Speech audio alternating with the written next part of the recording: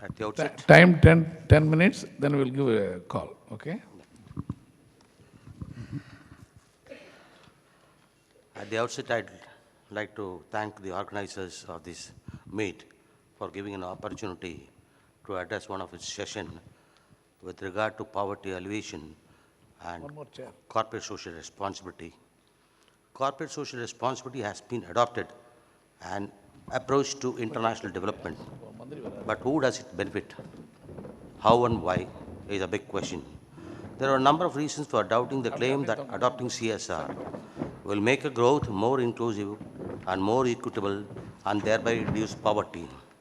A key factor constraining the impact it is likely to have on the production side is the relatively small number of people employed in developing countries by leading transnational companies that have developed CSR. The centrality of the stakeholders within CSR also limits its usefulness in approaching with the question of poverty. The centrality of the stakeholders within CSR. In inclusion, it remains a role of government mostly and supported by donors and working both with firms and civil society groups to enable more critical CSR agenda, one which looks at the large range of business impacts upon poverty and the potential contributions of all actors in developmental society helping to achieve the Millennium Development Goals. As distinct from the modernization, human development focuses on people rather than production.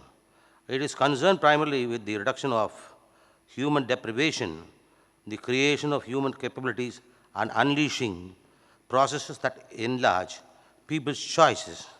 It rejects the priorities of modernization and seeks to redefine development from the human centric perspective. However, to establish a cause and impact relationship between CSR and poverty reduction, the following issues need to be addressed. Does CSR have the potential to redefine the meaning of good business practice as meeting the needs of poor and marginalized groups? Or is there a danger that by basing development policies around the business case, the inequalities that harm the international development will widen rather than diminish, particularly the developing countries?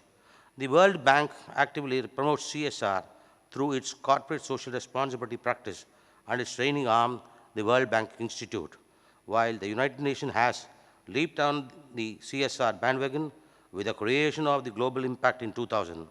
This paper describes the factors that have led to the recent emphasis on CSR by the official development agencies and the question whether CSR can, in fact, play a significant role in poverty reduction in developing countries and its proportion.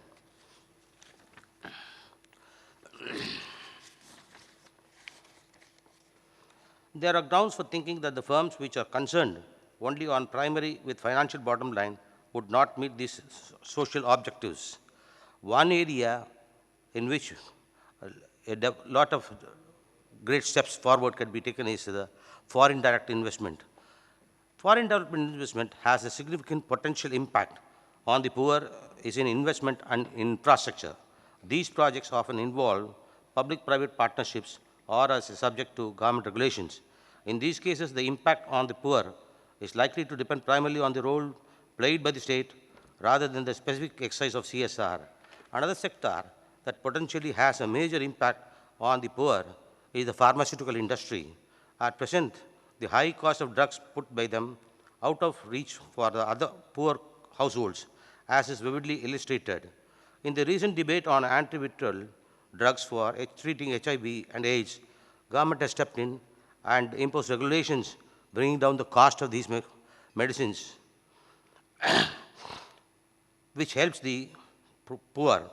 In practice, however, this development has been driven by not by CSR, but by the growth of competition from the generic products, increased funds made available by the donors, and the company's loss of public support and face before the public.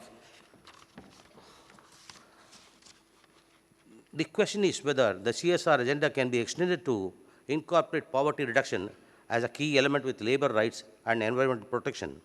The first is the way in which CSR prioritizes the business case, which, as pointed out above, is particularly difficult to make in relation to poverty reduction. While there is some debate or evidence that high environmental and labor standards are associated with a better financial performance, there is no reason to suppose that a similar relation will coexist between the company's action to reduce poverty and profitability. Coming to the point, நமது தமிழிலே முதல் எழுத்து ஆ என்ற எழுத்து. ஆ என்றால் அம்மா என்ற அர்த்தம் தமிழில். ஆத்திச்சுடி ஔவையார் கொடுத்தபொழுது அந்த ஆவுக்கு என்ன கூறினாள் என்றால் அறம் செய்ய விரும்பு என்று கூறினார்.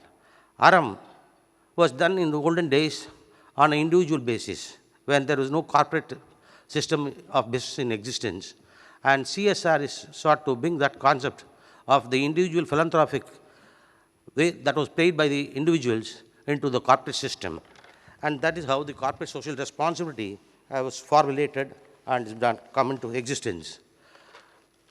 India and Africa are countries of myriad contradictions. On the one hand, it has grown to be one of the largest economies in the world, India, and Africa, with its abundant natural resources, is very rich. But on the other hand, you find that a lot of poor people exist.